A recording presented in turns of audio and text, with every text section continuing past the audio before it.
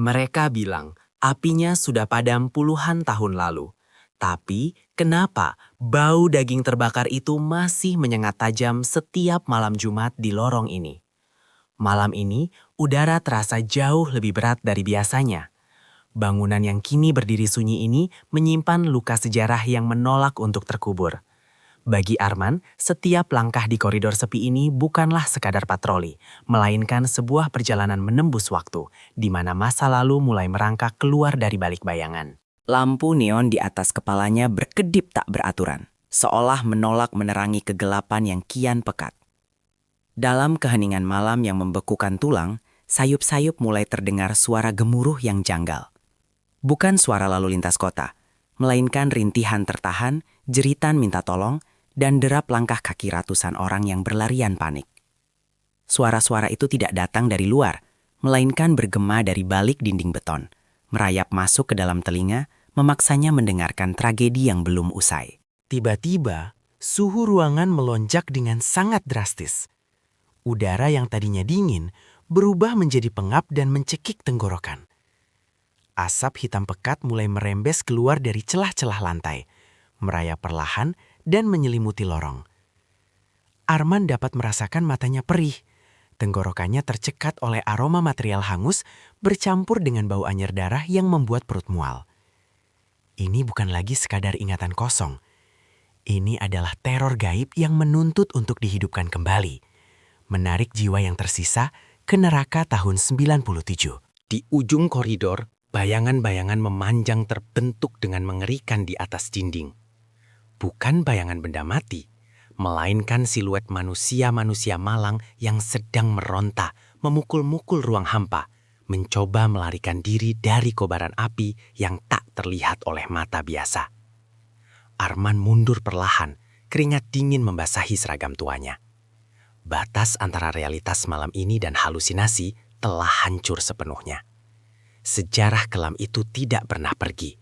Mereka hanya tertidur, menunggu ada yang bersedia menemani mereka dalam penderitaan abadi. Tahun 1997, ratusan nyawa terperangkap dalam amukan si jago merah di tempat yang sama di mana Arman kini mematung. Di atas lantai dingin itu, sebuah sepatu anak kecil yang separuh meleleh tiba-tiba tergeletak begitu saja, seakan baru saja ditanggalkan oleh pemiliknya yang lari ketakutan. Sebuah benda dari masa lalu yang mustahil ada di sana menjadi saksi bisu dari kengerian yang tak sempat terucap oleh Lisa.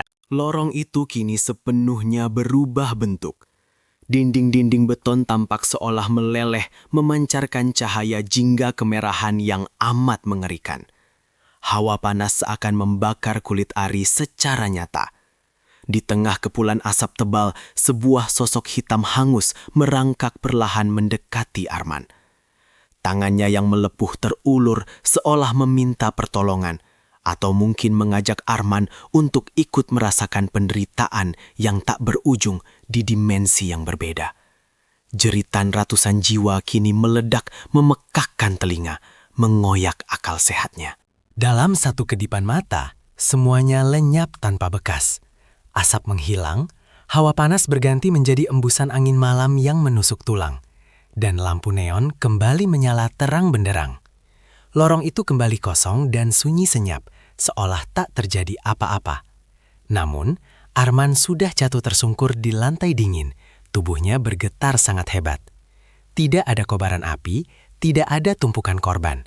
Namun teror yang baru saja ia saksikan terasa jauh lebih nyata daripada detak jantungnya sendiri. Ia mencoba bangkit, memaksakan diri, menatap pantulan wajahnya di kaca jendela yang segelap malam. Namun yang menatap balik dari balik kaca itu bukanlah pantulan dirinya yang sendirian.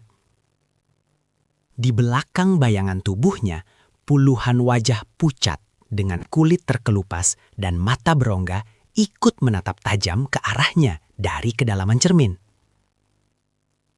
Mereka diam, membisu, tapi sorot mata mereka menyiratkan satu pesan mengerikan. Bahwa api di reruntuhan ini mungkin telah padam.